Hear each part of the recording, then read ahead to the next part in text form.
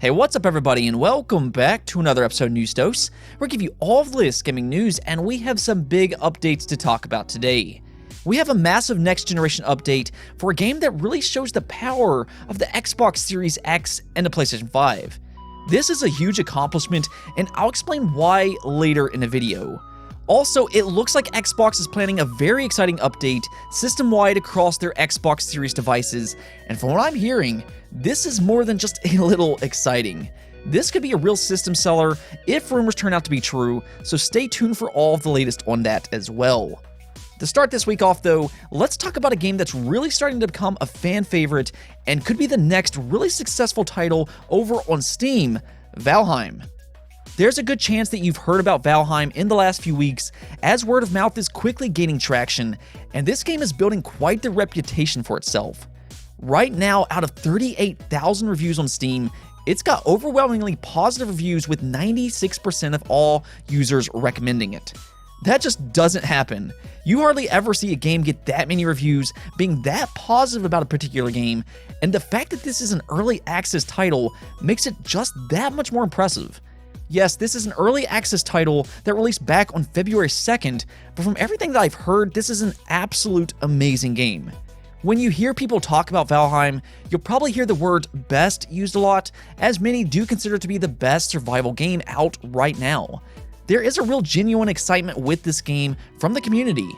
Well, the excitement has translated to some success for Valheim, and it has now sold more than 2 million units in its first 2 weeks on a market which, for a game like this, without a lot of marketing, that's very successful. And as word of mouth increases, this game is going to sell a lot more.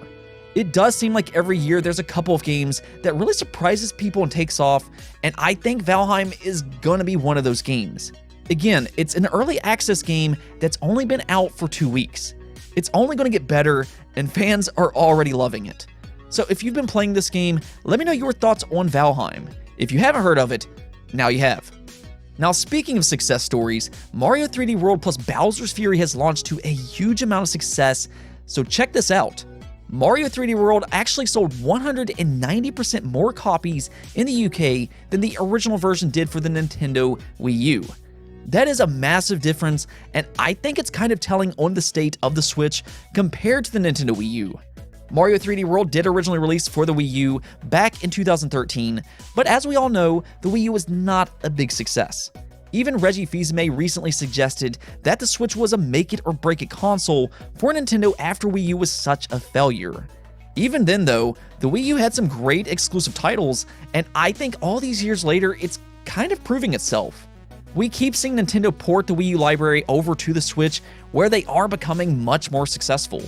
We saw that last year with Pikmin 3 Deluxe as well, which has already become the best-selling Pikmin on the Switch. I mean, Mario Kart 8 Deluxe has sold more than double the Wii U's total units sold, and Mario Kart 8 was on the Wii U. That is insane when you think about it, and this kind of shows you why Nintendo is porting these games over to the Switch. They're basically brand new games for a lot of people, and they were always good. They were just on a console that unfortunately didn't do that well. The Switch is absolutely rejuvenating these games and giving them new life, and this is why I do think Nintendo should continue porting the Wii U library. There are still some really good games that they could bring over to the Switch, including Xenoblade X, Star Fox Zero, Twilight Princess HD, and Zelda Wind Waker HD. All of these games deserves new life on the Switch. Nonetheless, big congrats to Nintendo on their success with Bowser's Fury. This is yet another excellent game for an overall great device in the Switch. One thing that popped up over the weekend though that led to a lot of speculation is that Nintendo could be remaking another Zelda game. After all, it's Zelda's 35th anniversary, so surely they have some special plans for Zelda throughout 2021, and that part I absolutely do believe. There are rumors of several Zelda games coming to the Switch this year. Wind Waker, Skyward Sword, and Phantom Hourglass are among these rumors as of this moment, but interestingly enough, Grezzo is working on a new game that's being described as medieval with a stylish art style. Now, Grezzo has worked on several Zelda remakes. They're behind Ocarina of Time and Majora's Mask for the 3DS, and then most recently you have Link's Awakening, which is actually one of my favorite Switch games out right now. I really do love that game.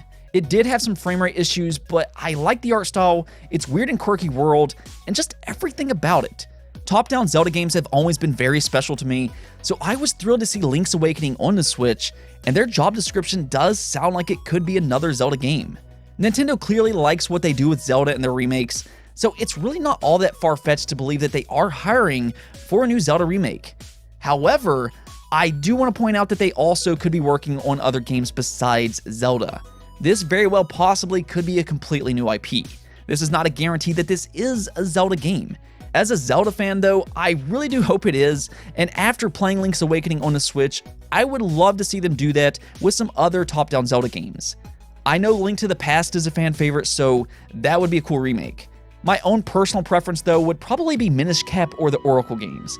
Those are my favorite Zelda games, and I'd probably go with the Oracle games just because I do think Minish Cap still looks amazing to this day.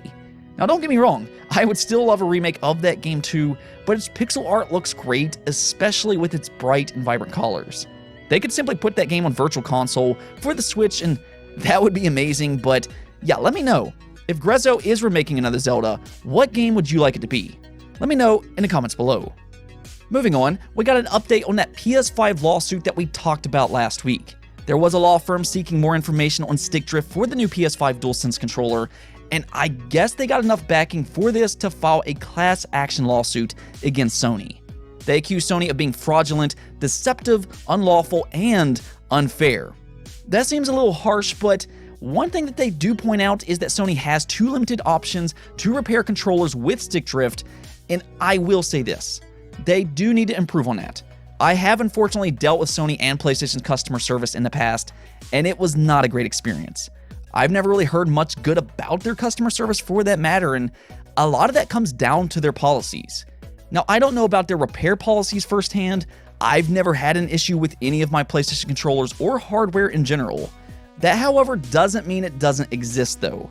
It does seem like a lot of people are running into some kind of issue with the new DualSense controller, whether that be with the adaptive triggers or now stick drift. It's unfortunate, but we'll see how Sony responds to this.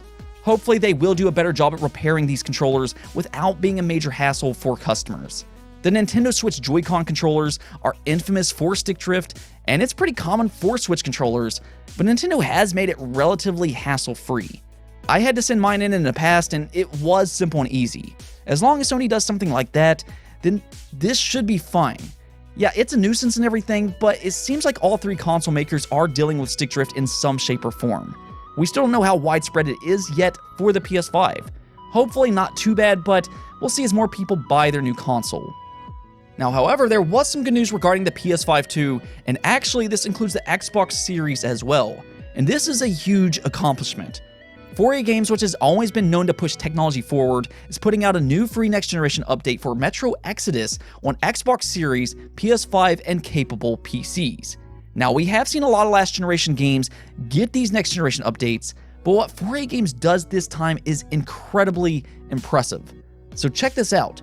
They're advertising this update as 4K resolution, 60 frames per second, and ray tracing. Yeah, you heard that right. These are not in separate game modes. Ray tracing will be possible with 60 frames per second and 4K resolution. Now, this will likely be 1440p resolution and then rendered to 4K. I will kind of wait for an official analysis on that, but I think that would be a good direction to take if that is what they do. Insomniac Games recently did something similar with Spider-Man Miles Morales, where they did dynamic 1440p at 60 frames per second with ray tracing. Though Exodus looks like they might be taking that just one step further. It sounds very impressive on paper, but I've even said that back then. I think game developers should really consider targeting 1440p more often rather than just native 4K, because you can still make a great looking game at 1440p resolution. Ray tracing is a great looking feature, but unfortunately it's very demanding. So what we keep seeing is that developers are having to choose 60 frames per second with 4K or 30 frames per second 4K with ray tracing. But in this situation, with these 1440p games, you get all 3 with minimal loss. I know 4K is this great marketing term, but I mean, they still get to use that 4K marketing term even if it's not native. Now, if you prefer playing at native 4K resolution, I'm sure a lot of games will continue to have that option instead of having ray tracing, but I think this is a good option as well, as we're seeing with games like Spider-Man Miles Morales and now Metro Exodus. And now that I think about it, we could see something similar with Ratchet & Clank Rift Apart.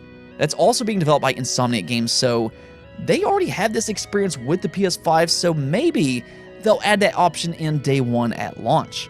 I guess we'll see, but these next generation consoles are really starting to show their power off, and it's only going to get better as we get further into the generation. I know some fans freaked out at launch because there were some technical issues, but you have to remember, those are launch games. They will get better. Before we move on though, I do want to note that the Xbox Series S is once again holding its own with 1080p resolution, 60 frames per second, with ray tracing. That thing continues to be a great deal. Speaking of Xbox, there's also some speculation going around that Xbox is about to reveal a massive update for the Xbox Series that will unlock backwards compatible games and essentially double their frame rate to 60 frames per second.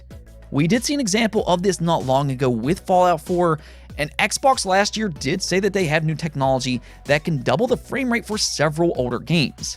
Well, according to a Spanish YouTuber by the name of El Analista de Bits, he teased over on Twitter in a now deleted tweet that Xbox fans are going to have some interesting content on his channel as he got early access to something Xbox related. Now, I don't know why he deleted his original tweet. It sounds like this could be an NDA issue that goes up on February 17th, but the common belief right now is because he focuses on game comparisons and technical stuff that he might be referring to this technology that Xbox spoke of last year, where they can double the frame rate for 30 FPS locked games on the Xbox One. That would be a massive announcement and could be a real system seller. This generation, it's becoming apparent that backwards compatibility is very important. Xbox One and PS4 games will age well, and especially if they can run at 60 FPS, which it looks like Xbox is trying to do with the Xbox Series. Now, that doesn't necessarily mean that every game will be able to do this, but even if they can double the frame rate for a portion of the Xbox One library, that's big. We also know the Xbox backwards compatible team are technical wizards. If anybody were to pull this off, it would certainly be them. The thing that really has me curious though is what Jason Ronald is saying. Jason Ronald, of course, is the director of program management at Xbox, and he does say that they have some exciting things coming down the pipeline in the coming months and years. With months being a little bit more immediate, I'm interested to see what he's teasing and whether or not it's related to this most recent rumor. That is important to keep in mind though. Nothing about this is confirmed. It of course would be awesome, but it's important to remember that this is just speculation. The reason I talked about it today is because we're really not going to have to wait all that long to find out what this is. We'll have to keep an eye on February 17th if anything interesting happens with all that. For all we know, it could be something small that's just being overhyped. I'm going to cross my fingers here, but if something does happen, I will of course keep you up to date on that. On to our last topic of the day though, the poll of the day. I wanted to ask fans, you the community, on if you think Xbox should support virtual reality on the Xbox Series. Xbox to this point has kept their distance with virtual reality, and interestingly enough, 70% of you said that yes, you want virtual reality on the Xbox Series.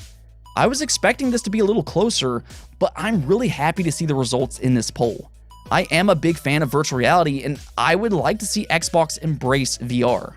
I don't think they need to push their own internal teams into doing virtual reality, however. Let your own first-party team do what they want and have creative freedom. Now, if they want to make a VR game, then by all means, do so. Ninja Theory and Double Fine in the past has supported virtual reality, and then you have Flight Sim, which also supports VR on PC. All I'm saying is just don't force your developers to do VR, but if they want to implement VR, then that's great. It will just be another option, but the Xbox Series could at least support third-party headsets and third-party games, and then Xbox fans could choose whether or not they want to adopt the technology. I'm all for choice, so I would personally love to see virtual reality come over to the Xbox Series. Anyways though, that's it for this episode, but if you liked the video, don't forget the bell notification and subscribe button for more content just like this. Also, if you'd like to support the channel through Patreon, thank you for making this content possible. Peace out.